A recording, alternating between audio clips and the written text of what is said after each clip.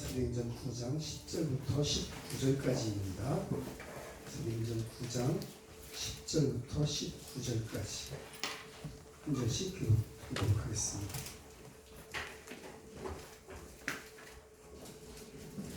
사도행전 9장 10절부터 19절. 그때 다메섹에 아나니아라 하는 제자가 있더니 주께서 환상 중에 불러 이르시되 아나니아야 하시거늘 대답하되 주여 내가 여기 있나이다 하니 주께서 이르시되 일어나 지파야 너희로 가서 유다의 집에서 다섯 사람 나오리라 하시니라.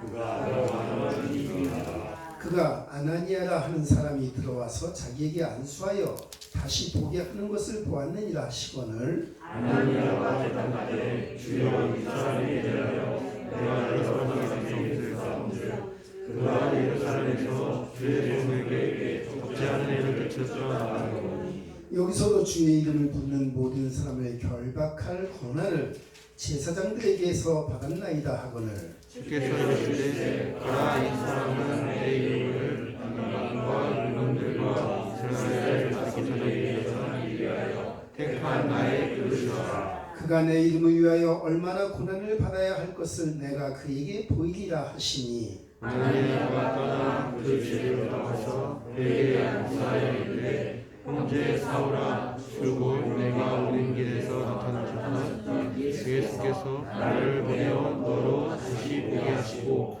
성령으로 충만하게 하신다 하니 즉시 사울의 눈에서 비늘 같은 것이 벗어져 다시 보게 된지라 일어나 세례를 받고 음식을 먹음에 강권하여 지니라.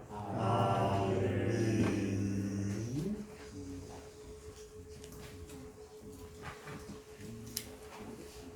네. 제가 60 조금 넘는 삶을 살아오다 보니까 새로 태어나는 우리 아이들을 많이 보게 되고요. 또 제가 알고 있는 지인들과 가족들과 성도들 중에도 이제 이 세상을 떠나서 하나님 나라로 가는 그런 일들을 많이 보았습니다. 어제는 또 임근옥 집사님께서 강경화로 또 하나님 나라로 가셨습니다. 그럴 때마다 제가 마음에 생각하는 것이 과연 나는 내 삶을 어떻게 살아야 될 건가? 우리 성도들과 함께 어떻게 하나님의 그 응답을 우리가 받아야 될 건가? 이런 생각들을 하게 됩니다. 예수님은 우리에게 선한 목자이시고요. 또 생명의 주이십니다. 그래서 그분은 우리에게 생명을 주시고 있다는 것 같고요. 나만 살리시려고 있다는 것이 아니라 나를 통해서 또 다른 사람을 살리시려고 나를 택하시고 구원하신 분이 바로 예수님이시죠. 모든 세상의 종교에는 추수감사가 있습니다. 우리나라의 추수감사는 그날에는 제사를 지내죠. 그러면서 조상신에게 빕니다. 후손이 잘되게 해달라고. 좀 점잖은 편에 속한 거죠. 추수감사가. 그런데 극단적인 제사를 지내는 경우도 있습니다. 중미 멕시코 그쪽에 가면 옛날 아즈텍 문명 또 마야 문명 이런 곳이 일어났던 곳에 보면은 태양신을 섬겼는데 태양을 아주 중요하게 여겼습니다. 그래서 태양이 없으면 살 수도 없고 농사도 지을 수도 없고 그러니까는 태양이 곧 그들에게 영원한 신이었습니다. 근데 그 태양이 뜨거운 태양이 식으면 안 되니까 꺼져버리면 안 되니까 그 태양이 영원히 활활 불타오르도록 제사를 지냈는데 어떻게 드렸냐면 태양신에게 희생을 드렸습니다.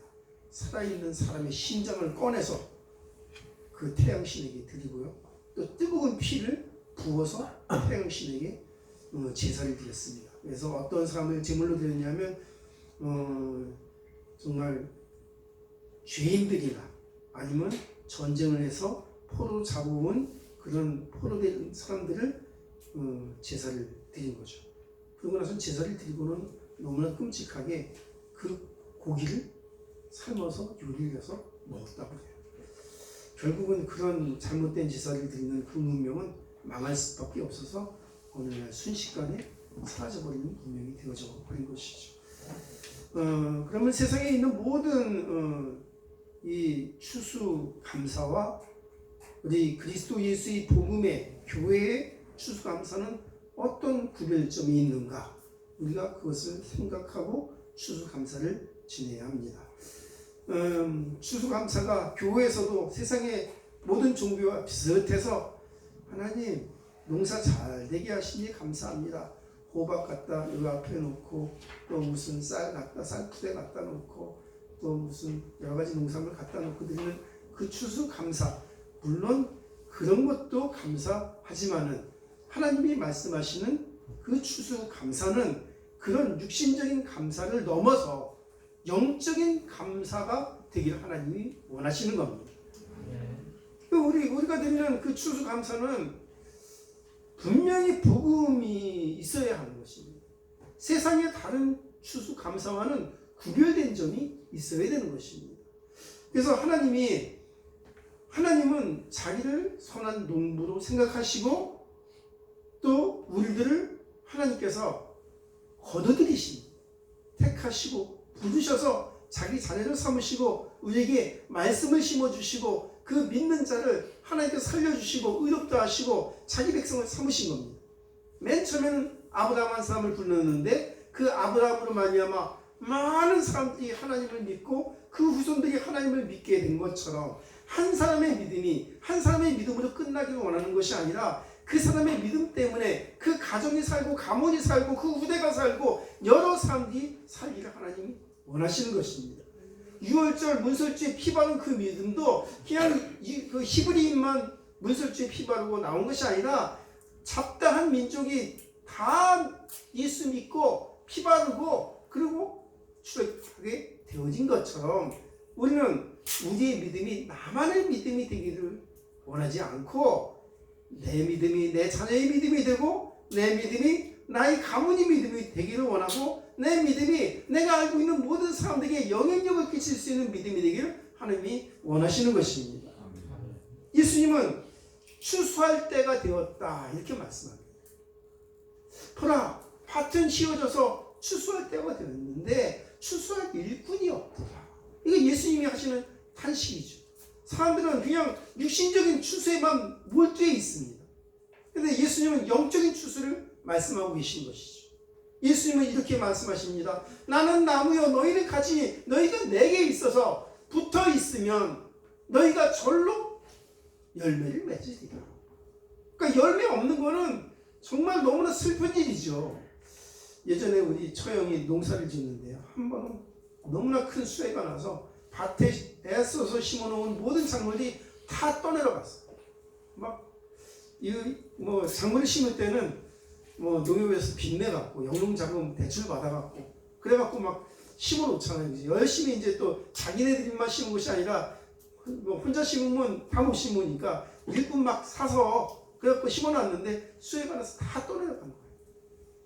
농부의 마음이 얼마나 상심이 컸겠습니까? 막 처형이 울더라고요. 너무나 속이 상해서 너무 슬퍼서 어떻게 할 수가 없는 거예요.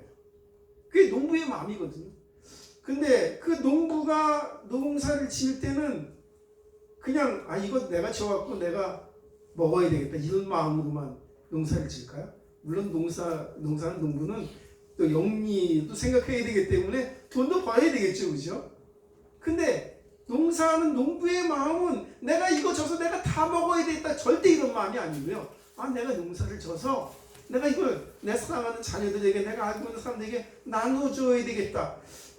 농사를 이제 진구에서 우리 처형하고 동서가 짓고 있는데 저희가 뮤직을 많이 보죠. 농사 지으면 항상 감자도 갖다 주고 옥수수도 갖다 주고 무도 갖다 주고 저 무 바깥에 있습니다 지금. 한테 가져가세요. 또 제가 이제 목회한다고 하니까 성도들 나눠줘라 그러면서 또 많이 또 다른 집보다 이제 저희는 또 더 많이 줘요. 이게 농부의 마음입니다. 지금은 저 영농 회사에서 만든 씨앗들을 어디 가든지 다 사올 수 있어요. 근데 옛날에는 그런 씨앗을 파는 회사가 없었기 때문에 옛날 농사하는 농부들은 수확을 해갖고 좋은 종자는 반드시 보관을 합니다. 볼거기에 와도 안 먹습니다. 그거는 먹으면 안 돼요. 왜요? 다음에 씨를 뿌려야 되는 거니까요. 그러니까 열매는 먹으면 양식거리가 되기도 하고 또 뿌리면은 종자가 되어서 다음에 수확을 줄 수 있는 그런 역할도 하게 되는 것이죠. 그러니까 하나님은 농부세요.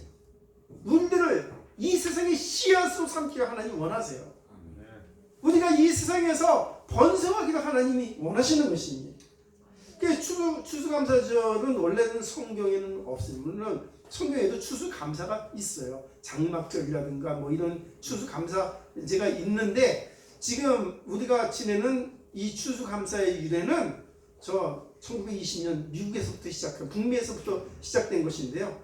그 사람들이 농사를 짓고 힘든 땅에서 농사를 맨날 실패하다가 농사를 짓고 너무 기뻐서 이제는 수확을 하고 그 농사를 도와준 인디언들 불러다가 같이 음식 차려놓고 같이 기도하고 복음을 전하고 하면서 시작된 게 바로 추수감사 주일입니다. 추수감사 그런 절기입니다.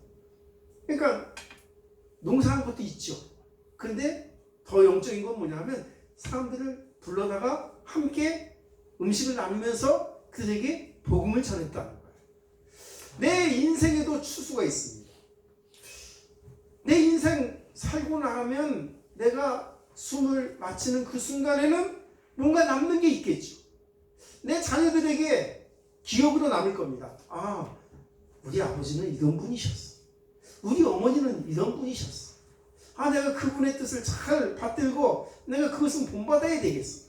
그런 열매를 남기게 하나님이 원하시는 거예요. 내 인생에도 추수가 있고요. 자식 농사도 자식 기르는 것도 자식 농사라고 하죠. 자식 농사를 잘 지으면은 막 기쁨이 넘치죠. 근데 자식을 기르는데 막 실패하고 너무나 힘들고 고민이 많으면은 사람들이 가지 많은 나무에 근심 잘나게 없다. 그러면서 또 너무너무 슬퍼하기도 하는데요. 하나님은 우리가 좋은 열매 맺기를 원합니다. 그래서 우리 인생에 우리가 우리 인생을 다 하고 육신을 다 하고 하나님 나라가 갈 때 우리가 그래도 내가 이렇게 잘 살았구나. 내가 이렇게 열매를 맺었구나. 그래도 나한테 이런 증거가 있구나 하는 그런 간직거리를 가진 사람으로 하나님 나라가 기를 하나님 원하시는 것입니다. 그러니까 예수님의 추수는 이겁니다. 하나님이 예수님을 통해서 한 사람을 부르고 그 부름을 받은 한 사람 때문에 또 많은 사람이 그 사람 때문에 구원을 받게 되길 하나님이 원하는 겁니다. 바울이라는 한 사람이 예수님의 부름을 받았는데 부활의 주님을 만났는데 이게 그냥 예수님과 바울 한 사람 사이에만 일어난 사건이 아니라 하나님께서 이 바울을 부를 때부터 뭐라고 말씀하셨냐면 이 바울은 온 유대 임금들과 이방을 위하여 택한 나의 그릇이다. 이렇게 말씀하고 계세요. 바울 한 사람이 돌아왔는데 그 사람으로 말미암아 많은 사람들이 주께로 돌아올 하나님의 그 목적을 가지고 예수께서 바울을 부르셨다는 것입니다. 이게 예수님의 추수예요. 한 사람을 부르니까 그 한 사람 때문에 여러 사람이 하나님께로 돌아오는 거예요. 하나님의 미랄이 떨어져 죽지 않으면 열매가 없는 거예요. 근데 그 하나님의 그 미랄이 떨어져서 심어지면은 열매가 있는 것처럼 예수님도 자기 혼자서만 예수님께서 십자가에 못 박히신 것이 아니라 나 혼자 죽기 원해서 나 혼자 죽는 그 사건을 하나님 예수님께서 그냥 나는 이렇게 죽었다 그것만 말씀하시는 것이 아니라 내가 죽었으니 너희도 같이 믿음으로 죽는 것을 믿는 모든 자에게 내가 다시 살아난 것 같이 너희도 다시 살아나리라고 약속하신 것입니다. 농사는 혼자 지을 수 없습니다. 목회도 혼자 할 수 없습니다. 함께 해야 되는 것입니다. 그래서 사울 한 사람이 예수님을 만나고 하나님께 돌아온 사건은 미래를 다르게 만들었습니다. 밭에다가 곡식을 심어보세요. 뭐 가니까는 아직도 뭐 아직 이제 눈 비는 오진 않았지만은 뭐 차 타고 지나가는데 보니까 밭에 배추가 많이 있더라고요. 그 누가 심어놨죠? 사람이 심어온 거죠, 그죠? 농부가 심어놓은 거죠. 하나님은 우리를 밭에 있는 작물과 같이 우리가 이렇게 심겨지기를 원해요. 잘 심어서 잘 자라게 하면 그걸 누가 섭취하죠? 많은 사람이 섭취하겠죠, 그죠? 또 그 중에는 또 씨를 맺는 것도 있겠고요. 그래서 하나님은 알곡은 추수하고 쭉정이는 불에 태워버립니다. 그러니까 예수님의 영적인 추수예요. 믿는 자는 천국으로 들이시고 믿지 아니하는 자는 정죄를 받고 심판을 피할 수 없어서 그 사람은 지옥으로 떨어지게 됩니다. 하나님은 우리가 알곡 신자가 되기를 원하세요. 알곡 신자는 뭐죠? 알곡? 그거는 생명이 있는 겁니다. 알곡은 심으면 이듬해 또 열매를 맺는 거예요. 근데 쭉정이는 어떻게 되죠? 열매처럼 보이기는 하지만 그 안에 생명력이 없는 겁니다. 그래서 심으면 어떻게 되죠? 절대로 싹이 안 나는 거죠. 그거는 죽어 있기 때문에 겉보기에는 비슷해도 쭉정이는요 생명력이 없습니다. 그러나 알곡은 생명력이 있습니다. 쭉정이는 요리해서 먹을 수 있나요? 쭉정이 뭐 도정해 갖고 하면은 밥 지어 먹을 수 있나요? 못 지어 먹죠. 그러나 알곡은 도정을 해서 쌀밥을 지어 맛있게 먹는 것 같이 예수님의 추수는 두 가지 의미가 있습니다. 우리가 알곡 되기를 원하는 것은 뭐냐면 하나님의 말씀을 우리가 확산시킬 수 있는 자로 우리가 알곡이 되기를 원합니다. 우리가 알곡 신자인데 생명력이 없으면 안 되겠죠. 그냥 나도 생명력이 없어서 나도 그냥 혼자 비실비실 예수 믿고 그냥 교회에 왔다 갔다 하고 아무런 능력이 없고 세상에 아무런 영향도 끼치지 못하고 내 자녀에게 이 복음을 전하지도 못하고 다른 사람에게도 복음을 전하지도 못하는 그런 쭉정이가 아니라 알곡 신자가 되어서 내가 믿는 믿음의 확신이 넘치고 또 다른 사람에게 내가 믿는 예수 그리스도를 그 생명의 복음을 담대하게 전할 수 있는 그런 하나님의 자녀가 되기를 하나님 원하시는 것입니다. 우리는 예수 그리스도 안에 있는 추수하는 복음적인 의미가 무엇인지를 알고 계속 생각하고 기도해야 합니다. 하나님, 내 인생이 쭉정이 인생이 되지 않기를 원합니다. 하나님, 내 인생을 통해서 하나님의 역사가 나타나기를 원합니다. 내가 부르는 예수의 이름이 헛된 이름이 아니라 그 이름이 영광의 이름이 되고 그 이름이 세상을 변화시키는 이름이 되기를 원합니다. 하나님, 나 혼자 그냥 내 인생 버거워서 겨우 사는 인생이 아니라 하나님, 내가 사는 이 인생 때문에 다른 사람이 생명을 얻고 유익을 얻고 또 구원받게 되기를 원합니다. 우리가 시시한 사람이 아니잖아요. 그럼 아무런 능력이 없는 그런 사람이 아니잖아요. 우리가 예수 믿고 하나님의 능력도 함께 받은 건 맞잖아요. 하나님은 우리를 통해서 일하기를 원합니다. 하나님 일하는데 우리는 일 안 하고 있으면 박자가 안 맞는 거죠. 자식을 키우는데 자식과 내가 소통이 안 된다. 영 통하지가 않는다. 그럼 자식을 기르는 게 그게 너무나 힘이 들죠. 안 기를 수도 없고 기르자니 너무 힘들고 그래서 맨날 근심 걱정이 넘치는 겁니다. 그러나 소통이 잘 되면 어떻게 되죠? 기쁨이 있는 거죠. 그 자식이 부모의 마음을 알아서 부모의 마음을 시원하게 하면 너무나 감사가 되는 것이고요. 또 그 부모가 그 자식을 너무 사랑해서 정말 잘 보살펴 주면은 그 자녀를 잘 양육하면 그 자녀는 그 부모의 도움을 받아서 잘 양육을 받아서 부모를 사랑하는 자로 또 여러 사람과의 유대관계를 잘할 수 있는 자로 길러지게 되는 것입니다. 우리는 우리의 후대들을 그렇게 길러내야 합니다. 우리의 후대들을 부끄러운 자녀가 아니라 영광의 자녀로 길러내야 합니다.